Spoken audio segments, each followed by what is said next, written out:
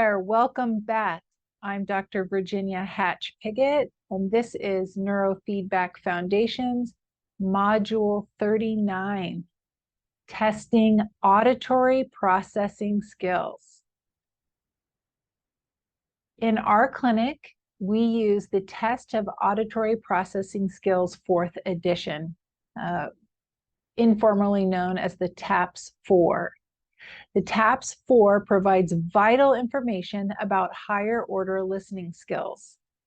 That includes phonological processing, auditory memory, and listening comprehension. These skills are specifically related to the central nervous system processing of the acoustic signal. In other words, this has nothing to do with your eardrum and your middle ear. This has to do with how your brain processes what comes from the middle ear. So if we want to test hearing, we send people to an audiologist. But auditory processing skills are tested in offices like ours. So the TAPS-4 has 11 subtests. Phonological processing is tested on subtests 2 through 5.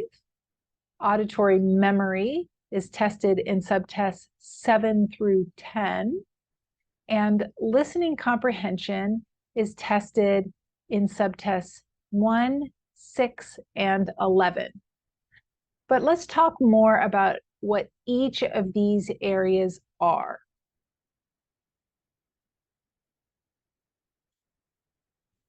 Phonological processing is the combined process of accessing phonological structure and then using that structure for further language processing.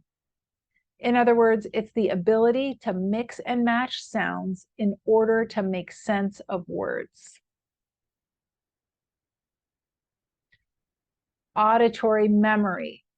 Auditory memory involves the skills of attending to, listening, processing, storing, and then recalling what was heard. And then listening comprehension. That is the ability to understand what has been heard. These are all very complex processes that are done by the brain. So auditory processing, why are we so concerned about it? Why is it so important? They are hugely important, have consequences for all individuals. The ability to listen affects many life skills. Speech and language development. So if a child cannot process what is heard, they can't repeat it. Attention and concentration. It's hard to pay attention if you don't understand what people are saying to you. I think of in the Peanuts skits or cartoons, if any of you are old enough to remember those, all the adults say, want, want, want, want. And that is what it sounds like to somebody with an auditory processing problem. It's just noise. So if that's what you're hearing, then you're not going to pay attention for very long. Development of appropriate behavior, learning and memory, development of social skills, and it hugely impacts interpersonal relationships. So I'll tell you a couple of stories. Bob Gurney said he had a young man who came to him about 20 years ago named Peyton. He was 13 years old. The family had been told repeatedly that he had ADHD because he was not paying attention in class. He was messing around, getting in trouble, but no ADHD medicine had worked for him. and Bob did a QEEG brain map, and it turns out he did not have ADHD. He had a problem right here in the auditory processing area of his brain. And once they trained that area, he did beautifully in school and his grades skyrocketed. One other story, we had a woman who came in, her marriage was falling apart, and we did a QEEG brain map on her. She had depression, but she also had issues in the auditory processing area of her brain. She later brought in her husband, who also had auditory processing problems, and one of her two children. And after we trained them all, she reflected that it was amazing how many of their conflicts arose from just misunderstanding each other. So important. Saved their marriage. So how do we administer the TAPS 4? So this is the first page on the where you will keep track of the raw scores and then convert them into the standard scores. You put their name, gender, grade, school, and the name of the examiner here.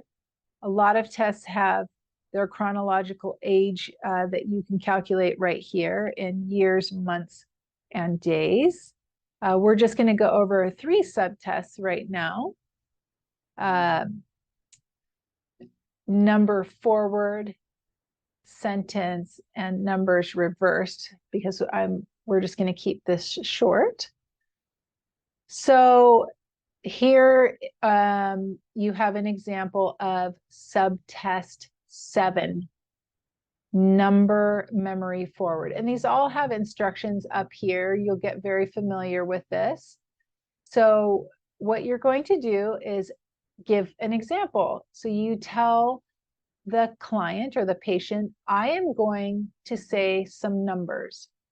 When I'm finished with each set, you repeat them back to me in the same order you heard them. First, we'll practice. Listen carefully. Then repeat what I've said. So example A would be 3, 8. And if they say back to you 3, 8, you'll circle yes. Then example 2 would be 7, 5. Yes. If they get it wrong and try and tell you in reverse, say, no, this is number memory forward. Once you ensure that they understand, then you'll start 6, 4. And they repeat it correctly, you'll circle the score of 1, and you'll go down and they'll get longer and longer, and then you discontinue after they get 4 0 scores. This is subtest 8, number memory reversed. And again, up here will be the instructions. Say to the examinee, I am going to say a set of numbers. When I'm finished with each set, you repeat the numbers back to me in reverse order. So if I say 4, 1, you say 1, 4. First, we'll practice. Listen carefully. I can't repeat them once we start. Ready? 9, 2. And they should say 2, 9. And you'll circle yes. 1, 6. And if they say 6, 1, you'll say circle yes. And then you'll move to starting the test. If they get it wrong, remind them, no, this is numbers in reverse order. And then you'll go down the list until you get 4 0 scores in a row. And you'll record the total raw score here, which then you will put on the score sheet that I showed you a minute ago. And then here is auditory memory subtest 10. Again, the instructions are up at the top, and you'll read the instructions. You'll do 2 examples, and then you'll move to the sentences. Now, remind them that once you read it to them, you can't repeat it. And remind the client or patient that you need to say exactly word for word.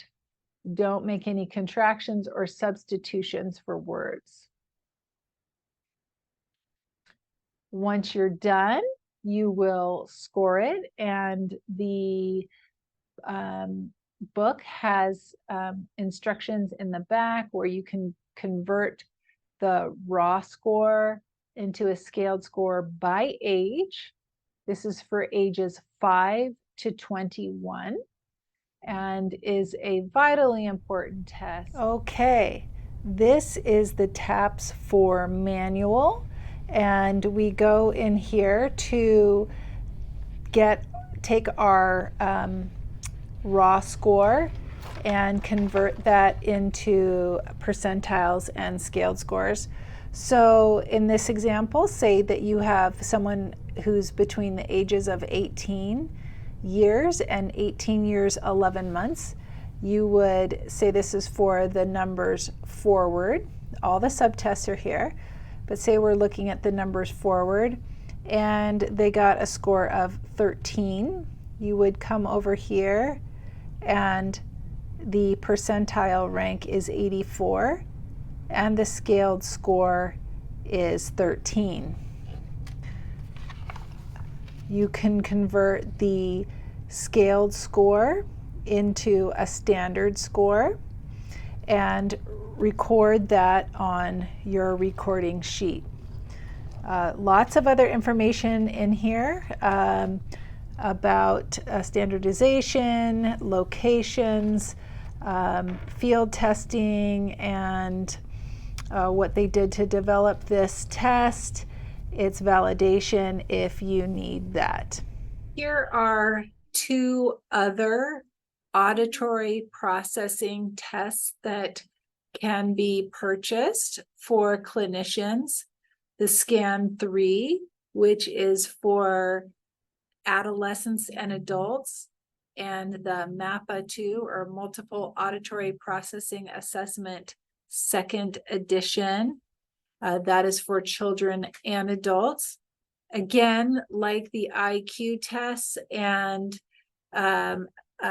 assessments, you want to make sure that your particular license is okay to be used with each of the tests. You can go to the websites and find out the licensing requirements for each of these tests.